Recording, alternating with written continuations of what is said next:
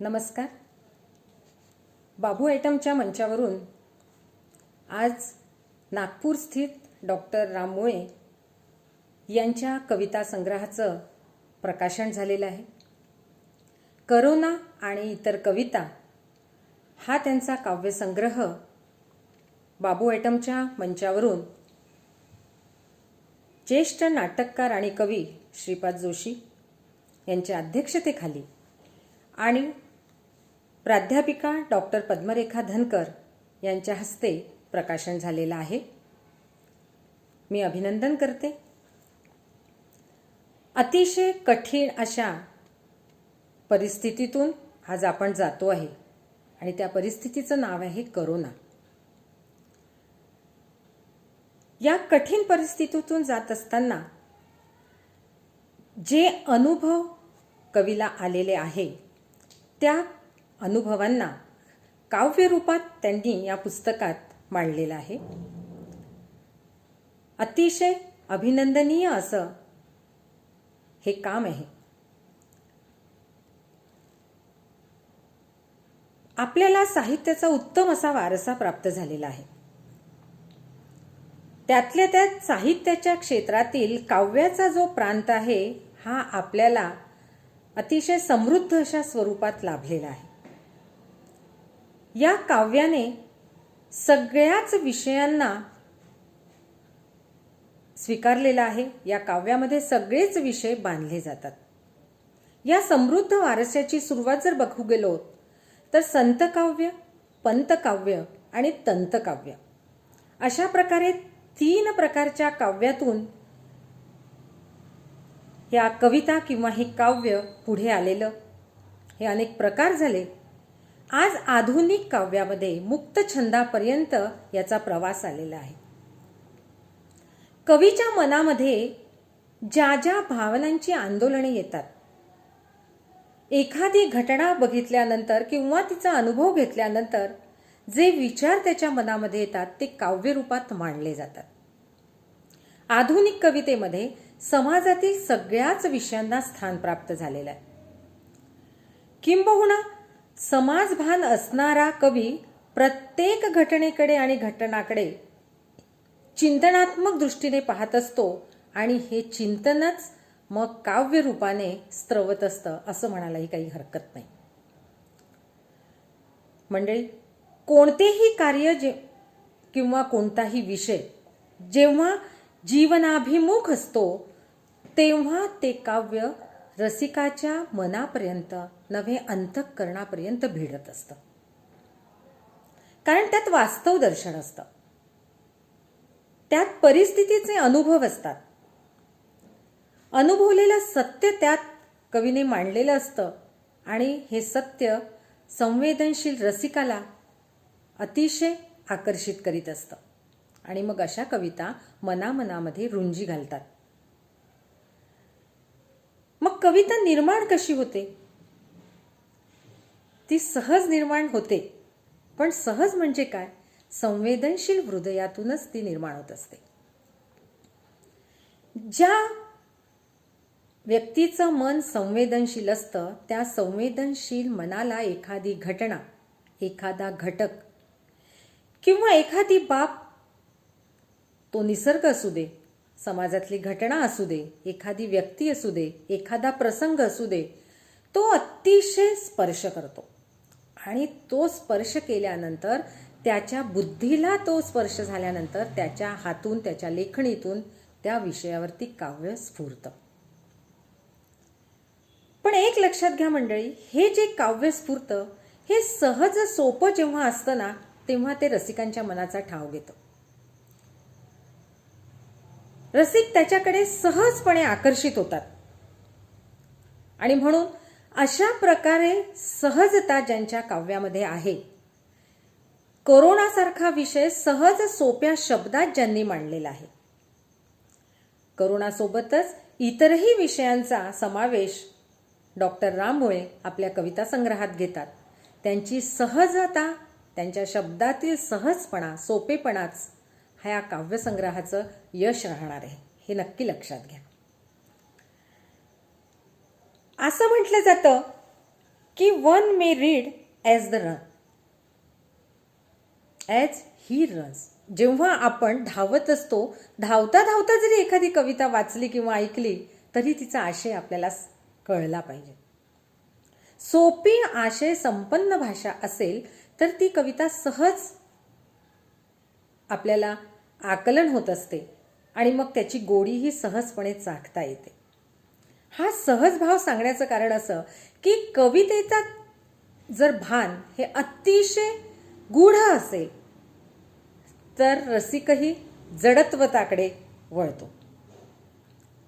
त्याला विचार करावा लागतो. ती जड वाटते भाषा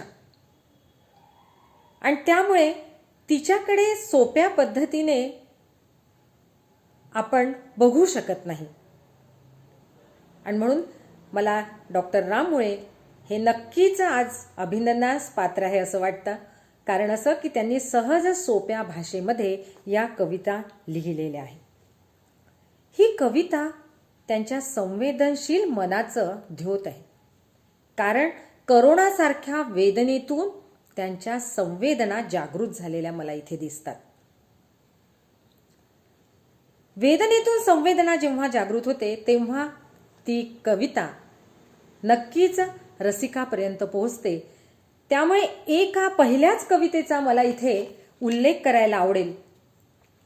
ती पहिली कविता त्यांची आहे ती आहे आत्मज्ञानाचे पर्व. करोनाने माणसाला केंद्रित करून टाकलंय. चार भिंतीच्या आत बसायला भाग पडलेला आहे. पण आत बसायला भाग पडल्यानंतर ती शिक्षा न होता आपल्या चिंतनाला वाव देणारा तो काळ आहे. आपल्याला विचार करायला वाव देणारा तो भाग. हा जो काळ आहे हा काळ फार महत्वाचा आहे असं कवीला वाटतं आणि खरं ते सत्यही आहे. आणि म्हणून त्यांच्या पहिल्या कविता आत्मज्ञानाचे पर्व यामध्ये ते असं म्हणतात की रोजचे व्यवहार सारे ठप्प आहे, आदिनाथा तू तरीही का गप्प आहे. देवळे बंद झाली, देवतांचे काय झाले, आज साऱ्यांना कळले देव या हृदयात आहे. मानवतावादाचं लक्षण या कवितेमध्ये आहे की जे जे करोना काळामध्ये सेवेकरी आहेत, डॉक्टर, नर्स, शिक्षक आणि इतरही सगळेच की ज्यांनी या अतिशय गंभीर अशा परिस्थितीमध्ये आपली सेवा दिली, तेच देवरूपाने आपल्यासाठी आलेले आहे. आणि म्हणून कवीने इतकी सुंदर उल्लेख केलाय, घाबरायचे काय मित्रा, आपली तर मौज आहे, आपल्या सेवेत सारी देवतांची फौज आहे. तू करोनाला काय घाबरतो. देवाच्या रूपाने ही सारी माणसं आहेत, या माणसातच देवाचं रूप आहे आणि तो तर ही तर सारी फौज, देवांची फौज. किती सुंदर कल्पना आहे बघा की तुझ्या सेवेला आहे हे मानसा, तू का घाबरतो. हा शाश्वत आश्वस्त करणारा जो विचार आहे हा विचार नक्कीच आत्मज्ञान प्रगटीकरणासाठी आहे. म्हणून याचं शीर्षकही फार मला महत्वाचं वाटलं की तुला अंतरंगात डोकावायचं आहे की त्या डोकवल्याने तुला सत्य काय आहे, परमेश्वर नेमका कुठे आहे, तो माणसातच वसलेला आहे. इथे तुकडोजी महाराजांनी देवत्व ज्यात पाहिलं ती जाणीव मला या कवितेमध्ये झालेली आहे. यानंतर आपण जर असं आत्मज्ञानी झालो तर आपण सगळ्या गोष्टींचा सहज विचार करू शकू. अंतर्मुख होऊन प्रत्येक घटनेवर आपण चिंतन करू शकू. आणि हे चिंतन करत असताना कवीला असं वाटतं की या लॉकडाऊनमुळे काय झालं तर आपल्याला निरीक्षण दृष्टी प्राप्त झाली. नेमकं कशाचं कारण कशात आहे हा जो सहज विचार आहे हा सुद्धा त्यांनी कवितेत गुंतलेला आहे. आणि त्यांनी एक फायदा या कवितेत असा सांगितला आहे. हतबल नावाची त्यांची जी कविता आहे त्यात ते असं म्हणतात की बेगडी अस्तित्व दुनियेचे असे हे सिद्ध झाले, एक किटाणू पुढे हतबल मनुज हे सिद्ध झाले. पहिली होती कधीही मृत्यूची भीषण कहाणी, प्रवचने उपदेश सारे फोल हे तर सिद्ध झाले. म्हणजे आपल्या दृष्टीवर जर पडदा पडला की मनुष्य दृष्टीहीन होतो, हे जे मूल्य आहे हे मूल्य या कवितेत आहे.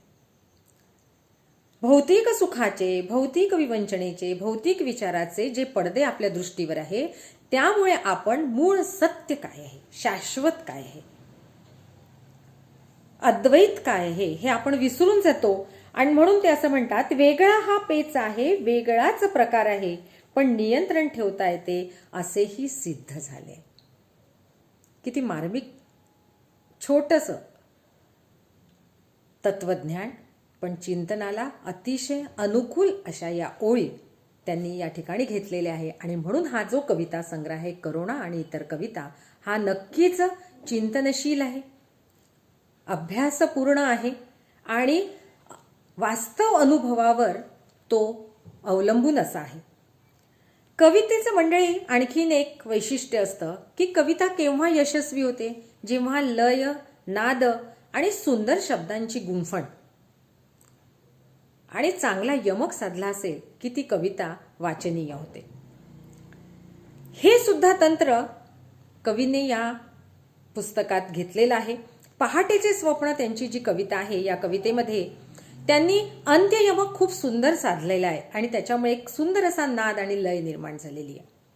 लक्षावधी जीव प्राणास मुकले, लक्षावधी प्राण कंठासी आले, आता प्रलय काल दारासी वाटे, मला स्वप्न पडले पहाटे पहाटे.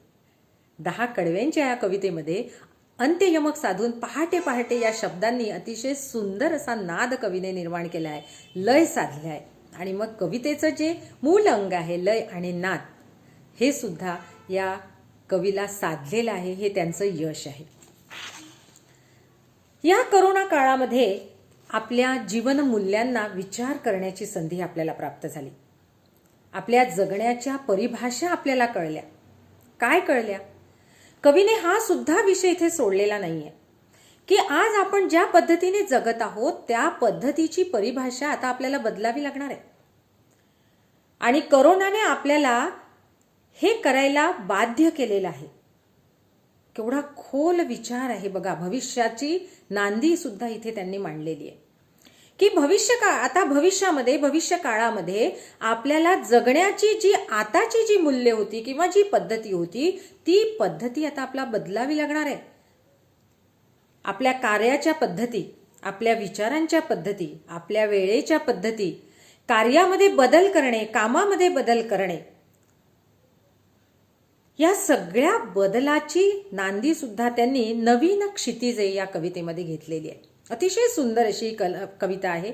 चला जाऊया आपण सगळे नवीन क्षितिजाकडे, ओलांडून या सर्व बाधा, चला निघूया पुढे. असं सुंदर असं चिंतन करायला लावणारं आणि भविष्याचा वेध घ्यायला लावणारी ही कविता आहे. शेवटी त्यांचं खूप सुंदर अशा 2 ओळी मला वाचायला आवडतील की एक करूया पाहू आपुल्या खरेच गरजा काय, देखाव्याला अभिमानाला पुरेच करूया बाय. जे कृत्रिम जग आहे त्या कृत्रिम जगाला आपल्याला आता सोडायचंय, त्याला बाय करायचंय.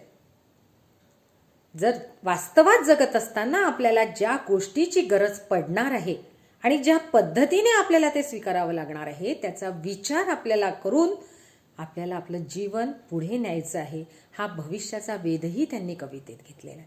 या कविता संग्रहामध्ये काही हिंदीतील कविता आहे, काही मराठी भाषेतील. हिंदी भाषा आणि मराठी भाषा या दोन्हीही भाषांवरती कवीचं असलेलं अधिष्ठानही मला या ठिकाणी दिसतं, त्यांचं प्रभुत्व मला दिसतं आणि तेही सुद्धा अभिनंदनीय आहे.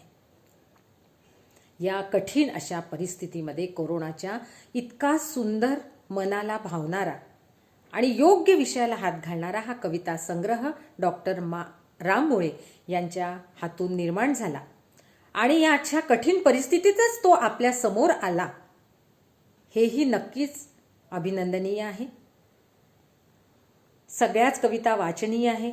अतिशय सुंदर मुखपृष्ठ असलेलं, बोलकं मुखपृष्ठ असलेलं आणि प्रत्येक कविता विचार करायला लावणारी.